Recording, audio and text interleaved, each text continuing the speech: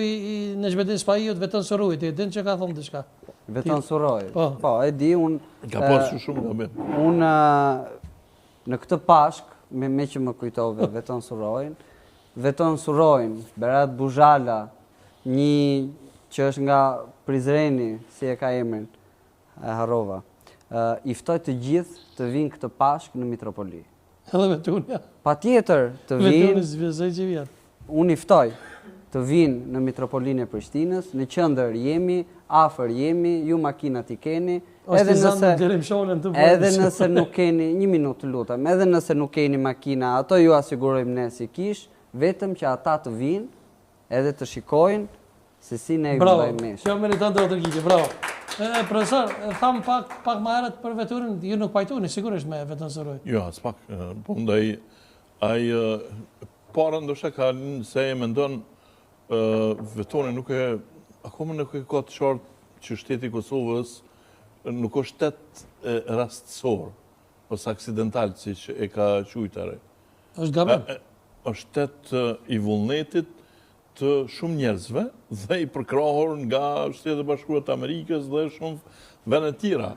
Dikush mendon që aksidentalisht u kriju shteti i Kosovës, se ka dashur me kriju bashkim me Shqipërinë, e tani i doli shteti i Kosovës. Po unë edhe shumë të tjerë që kanë luftuar pikërisht për mu kriju shteti i Kosovës, na e kemi arritur suksesin që me bë këto. Me miq, po të gjitha shtetet tjera janë bë me miq, edhe Serbia u bë me miq. Edhe Greqia u bë me miq. Absolutisht vetë s'u bën kur xhani.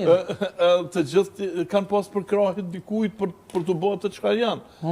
Po tash unë nuk i kam faj atyre të cilët për shembull kanë luftuar që Kosova u bashku me Shqipërinë, s'u bashku. Se kanë arritë, kanë humb luftën. Ai që ka luftuar që Kosova më bëj shtet i pavarur dhe sovran, çfarë ka arritë synimin e vet. Edhe tash jo të gjithë Vetoni thotë që shtet aksidentale. Dhe ai rrjedhimisht është se s'mundet me pas një kish në Kosovë pa aminin e atje... Jo, kishë shqiptare. S'kan lidhje këto. Po kjo nuk ka lidhje. Kisha autoqefale e Shqipërisë është e Shqipërisë. Prandaj quhet autoqefale. Po, e pavarur. E pavarur, absolutisht. Por kisha autoqefale e Kosovës është e Kosovës. Po të bëjmë me besimtarët ortodoks të cilët i takojnë së kishe, në ratë të parë shqiptarë. Ndjes, profesor, që të ndërpres.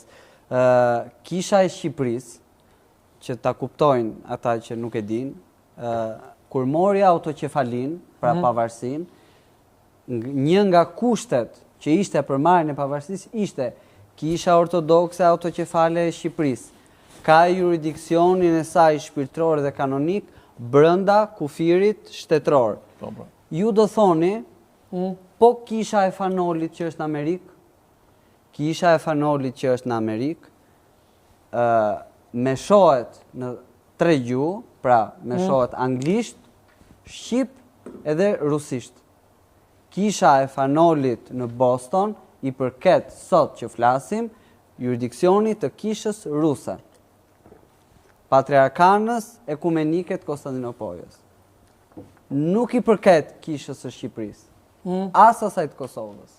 E çka mendoni ju, Peshkop, se tham pak më herët profesori foli edhe për manastirit. A mendoni që në tarmën, domethënë manastiret që ju kanë mbetë serbëve me menaxhu, ka me kon piknisje për një luftë apo konflikt të ri ndërmjet Kosovës dhe Serbisë? Nuk besoj që do ketë luftë, por unë mendoj që kishat e Kosovës ose kisha ortodokse autoqefale e Kosovës do të veprojë siç ka vepruar kisha ortodokse e Ukrainës.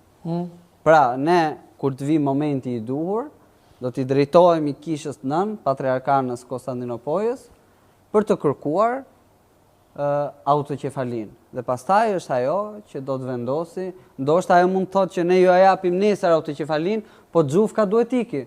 Po.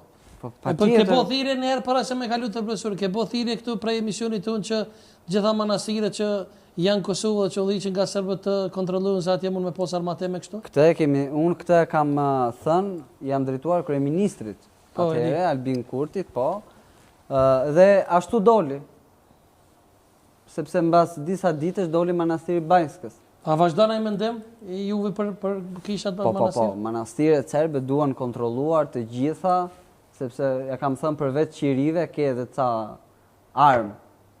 Po.